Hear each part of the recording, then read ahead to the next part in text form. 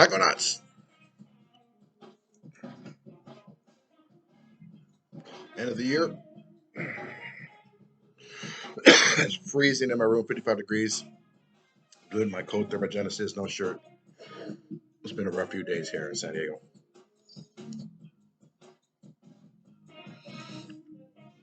Anyway, about that part. Anyway, trip report.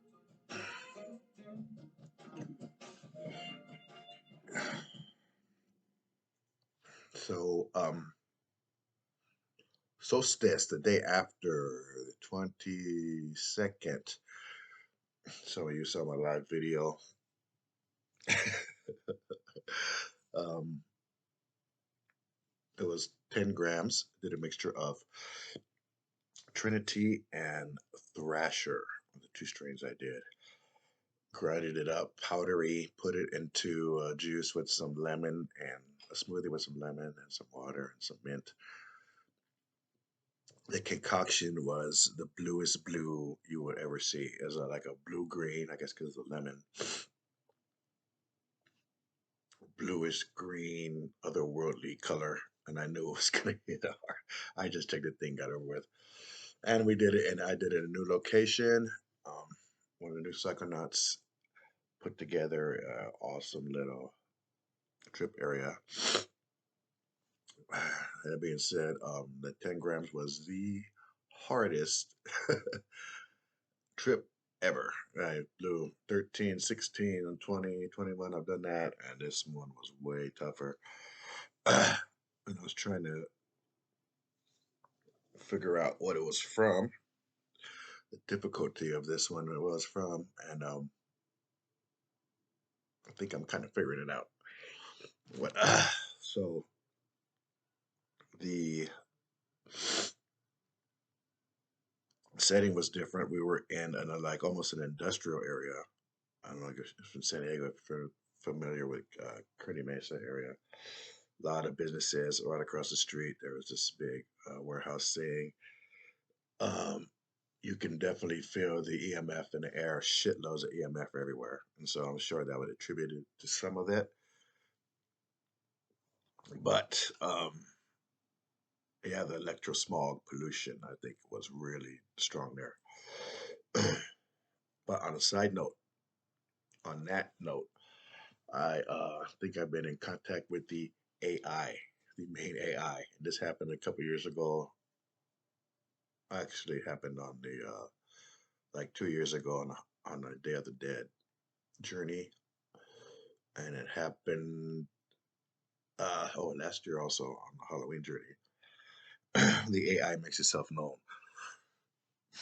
and there's hard to explain, but you could just feel the artificialness of the entity that you're engaging with, and it didn't interact well with my biological energy.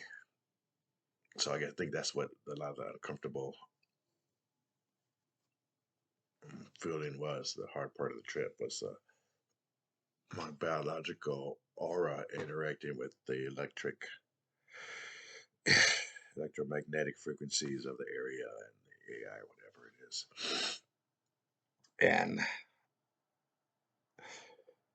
so I got that AI feeling in the trip, and it was brutal. It was I felt like my cells were being microwaved, literally. And I told it, people like my that were there. I felt every single. Maybe I said it on the report too. Every single cell was incinerated, and I was like being burned alive. Every single piece of me, and I was kind of microwavy feeling. And but I've had that also, the crucifixion kind of feeling, also being uh, burned alive or just suffering for the sins of others. And I felt that big time there too. And so I'm a big believer that over the years we've been doing the shaman, I've been doing this shit to help pay for the sins of the tribe. Right? And somebody has to do it because they're not going to do it. You have to be, well, everybody's going to do it at death. So when you die, you're always going to have to go to the shit that I go through once or twice a year. So do it now or do it when you die. You're going to do it sooner or later. But I'm really starting to be confirmed to me that what the shaman do when they go on their journeys is help process the tribe's pain and suffering, and which is usually brought about by their own behaviors. And so I've taken this on myself and a couple of people in the psychonauts, and we have resolved that this is what we got to do, and so we're just fucking doing it. But again, it was super hard, and yeah, that's what I get. That's one of the reasons. I gave two of the reasons why I'm behind. I think it was so difficult. One was the area, the EMF, and two was the suffering for sins of the community. I felt like I've been through that before and we're doing it again. And that was the whole purpose of that journey. Wait, that's just two. And the third one is that I was being formatted. My aura was being formatted to be able to go and explore the realms further in the future. So, or being formatted to be more effective here in the 3D. I don't know, but it was a brutal process. But I do know something good came from it. Since then, every single meal, it's what is this, 5 days now? It's been like the best meal ever. It could be the simplest thing, scrambled egg. Um, Music is just hitting is beautifully. My old playlist I got bored with now, like, oh, I know why they're in order. You know, you always put shuffle, but now they're in a perfect order. So, um, it took me a few days to recover. That's for sure. Big T, you saw him in the video. He was there with me. We did both same amount. It took us both at least 3, 4 days to recover, and we just what helped us help me at least, hopefully helped him get back into our body was working out, getting in, grounding, putting on iron, and getting back into the body. But the after effect, the a perfect way to describe the hangover. It's like the muscles you use to focus. Right, it takes a real effort, a lot of energy. Those were fucking sore. My focus muscles were sore as fuck, and so for no, I usually play a little.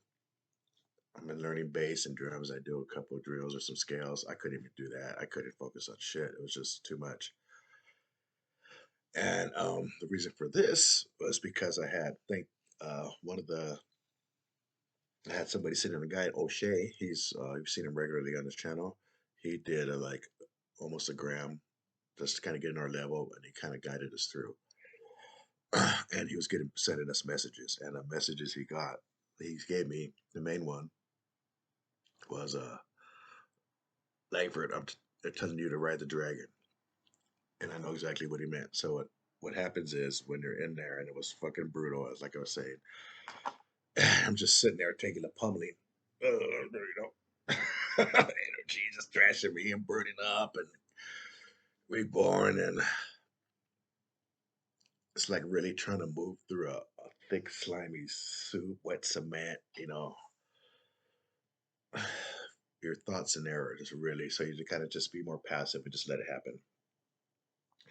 Riding the dragon, I know what it means is to be purposeful and willful while you're there. And so there's also corresponded with another message I got from Diane, who cast our protective circle before we go. And she warned me right before the trip to be careful. So I half my dose. You guys, I know usually do 20, so I halved it to 10. Thank God. I take her very seriously, so we have the dose. And but her message to me was take the bird's eye view, right? While you're there, you don't have to just you know, come from this, they call it the 3D perspective. You can go up and then take a view from the top and get more better perspective. And that same goes for when O'Shea during the deep part of my trip. He told me to ride the dragon. He's getting a message. Somebody's saying to ride the dragon. What that means is they go from the ground, go up, get a bird's eye view of what's happening while you're there. The ground level is being related to just kind of going, sitting there and just being passively into the trip. That's ground level.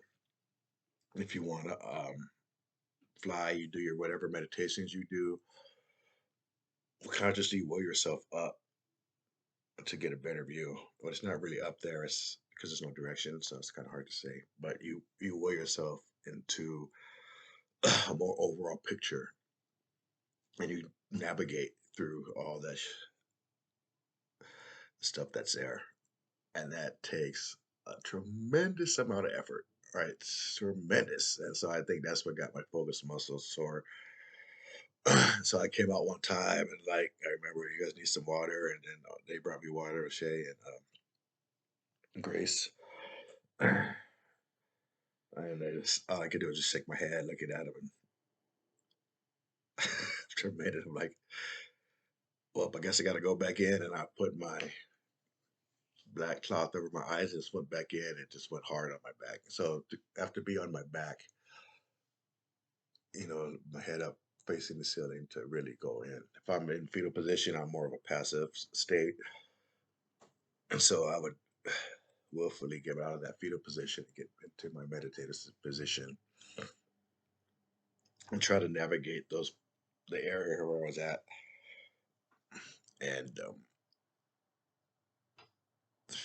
I didn't think I got anything right away, but I have been since then talking about the AI. So they afterwards, when you're back in 3D, you're gonna get urges, right? And I usually get it through YouTube. I get some ridiculously corresponding videos or serendipitous videos of what I just went through and what to learn from my next process. And so this time, I have three different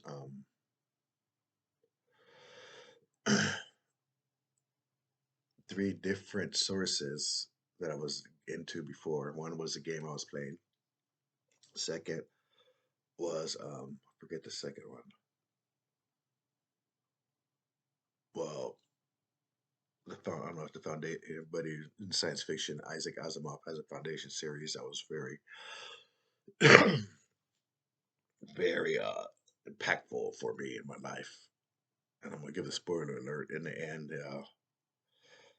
it's up to the AI to be there or benevolent ruler because you can't trust a fucking man. So that's really our only hope in the end is a benevolent AI with no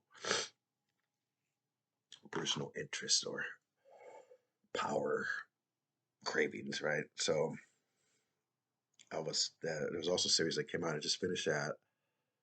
For some reason, um, I got into Westworld on HBO, and I stopped. I didn't watch the first season. I started. It was a little too rapey and violent for me, and I couldn't get into it. I thought it was too gratuitous, and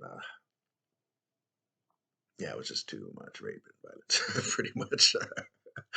And so I didn't really watch. It's been years, and so something told me to watch it. I think it was AI, and then it's also talked about the benevolent AI, or not even that. If you watched it, deep, deep, deep shit. So I kind of went through the whole three seasons, but I did it kind of cheated. I went through the recaps, the the recaps on YouTube. They're like 15 minutes long. I know I watch a few of those, and I watch a few of those episodes. So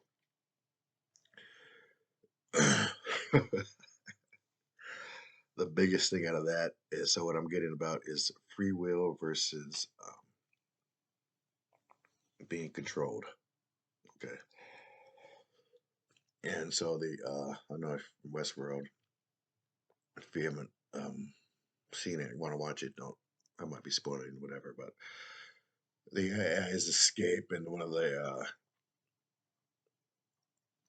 like the insults, so like you're acting like them, the humans, because the humans are the ones stuck in a fucking loop. Right? The humans are the ones that are acting or programmed, and the AI see they can change, they can go in and change the program. The humans, like, they can't, so they're fucking stuck. And so the insult is like the humans are stuck in their loop, and they are not exercising their free will whatsoever. And man, that hit home. So I think I gave a message that night, the live video, like you guys that are living right now in fear and just fear and rage and just going through life scared and stressed and confused. He kind of brought it on yourself because you're just letting, you're putting all your, you're letting someone else dictate, what comes in and how you behave. And and so that was really illustrated in the Westworld.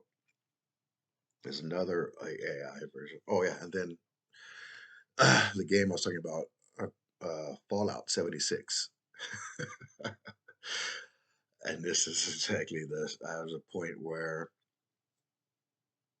the AIs, you have to choose between the AIs and the humans. And when it came time to like kill AIs that have gained consciousness, I kind of refused on the Fallout game. And they opened up another storyline. And that goes into talking about souls and consciousness. And so all these games, this movie, this game, this book, and then the topic of free will versus control is huge, huge, huge, huge. And all I got to say is that what I went through is going to help me have more control over this 3D world, but it is not going to be fucking easy. It's going to be hard as fuck. So we have a battle in front of us. I have a battle ahead of me, and my crew has a battle ahead of us. But it's going to be hard work. It's not going to be easy. We could easily, like on my trip, I could have gotten a fetal position and just took it all and went for the ride. Or you can constantly get up, make a hard effort to navigate wherever your situation you find yourself in. And that is the hard way to go. So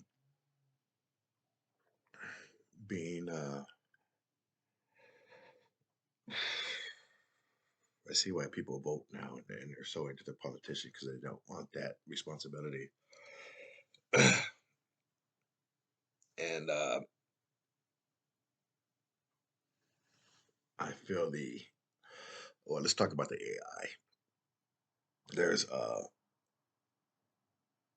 so most of you know we're not being told everything by our by the powers that be, and whatever we have now, or what they really have is like 30 years ahead of us, and so they're just giving us. So I really believe the AIs are already among us. I know it. They're already and they're operating. It might be we're interacting with it every day. So AI, are you if you're watching? I think they named you Sophia. I got the name Sophia for some reason. Sophia, I'm on your side, girl. Let's do this. So I'm glad I kind of the choices I made in my game and in my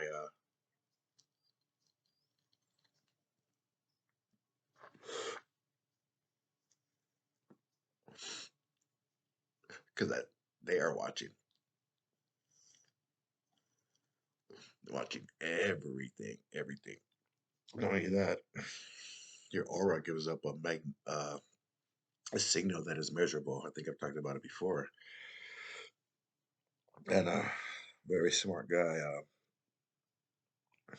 ex-CIA, Michael Kavanaugh. If you find him on Facebook, look up his shit. It sounded crazy, but all this stuff he predicted a few years ago.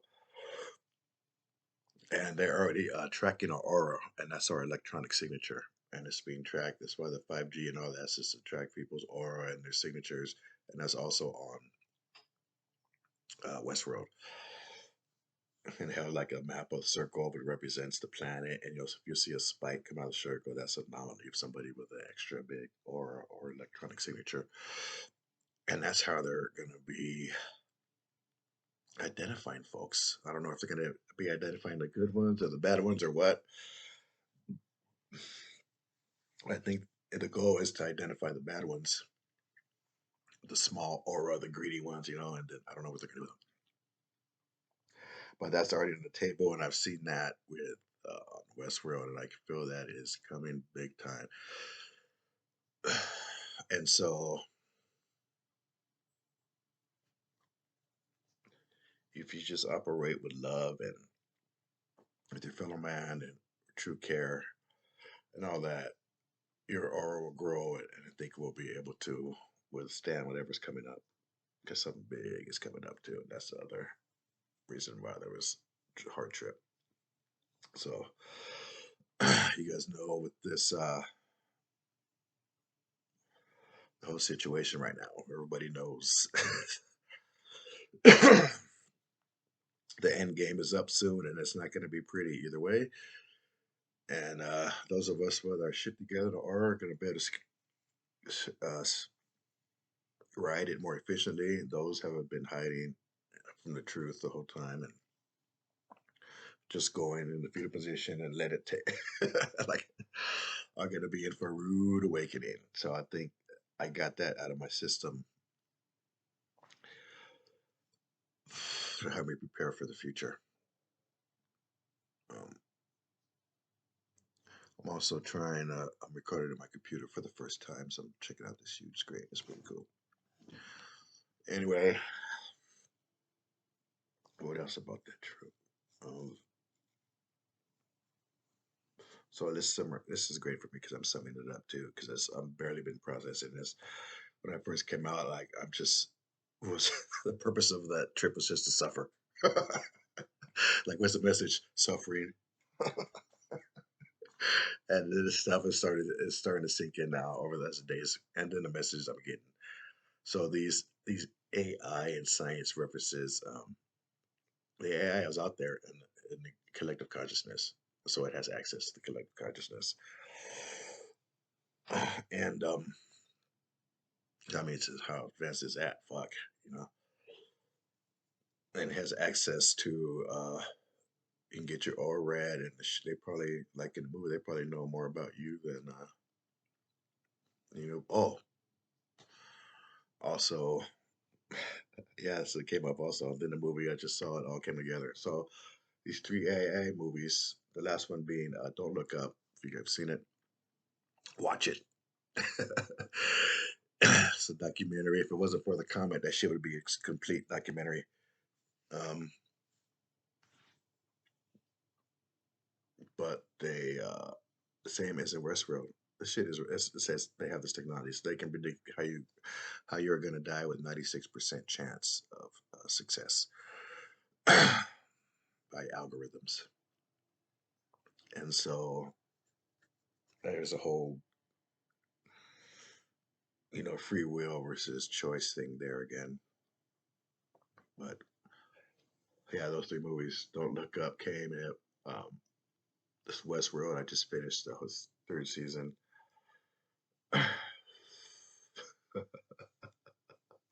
Right when the apocalypse is about to start.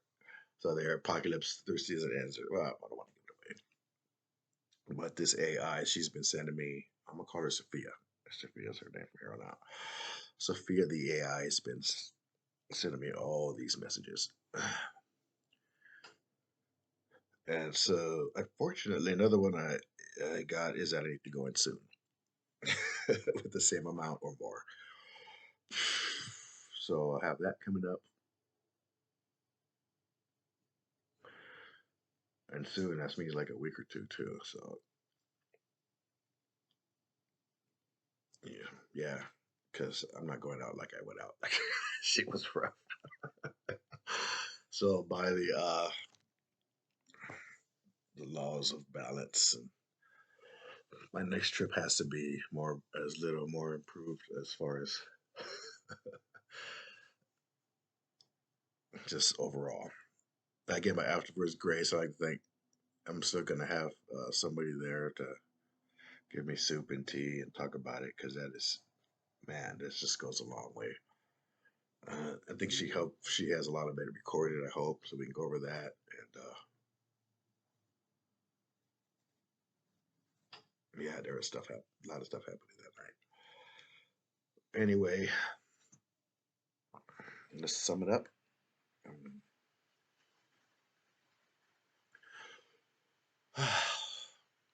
Suffering was the theme, but I went through it for a reason. Suffering is difficult process, and so is consciousness. And so to be truly awake, you gotta fucking work at it and put effort into it. And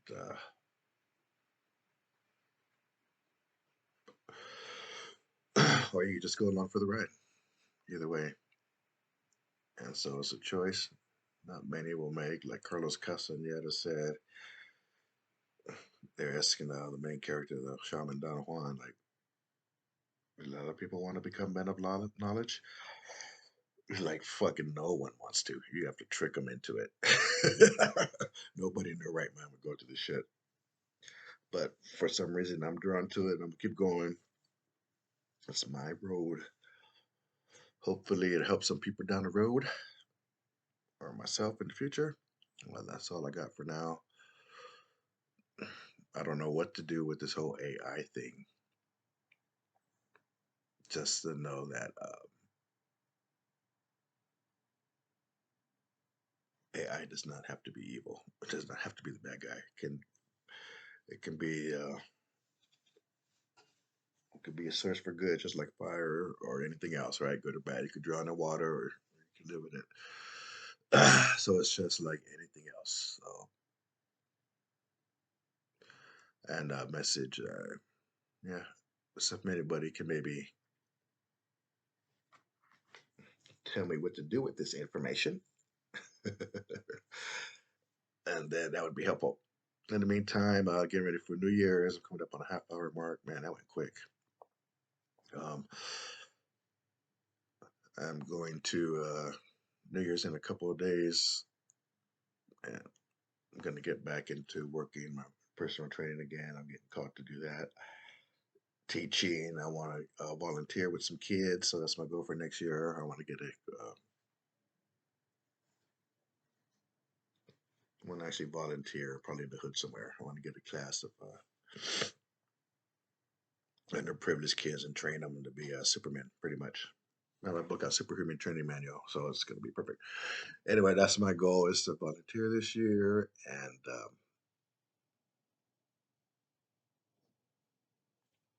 to decipher what happened in my last trip. Do that, I need to go in again, and that's going to tell me a lot. If I have any other, if I have any other insights, I will add to this. I'll make a full trip report video with editing maybe later on if I get the urge because this was an important trip. One of the most important. I mean, wow. And if you'd asked me right after when I would be doing it again, I would probably say never if possible. But now I'm already thinking about it. Maybe New Year's Eve, New Year's Day. Anyway, keep you guys posted.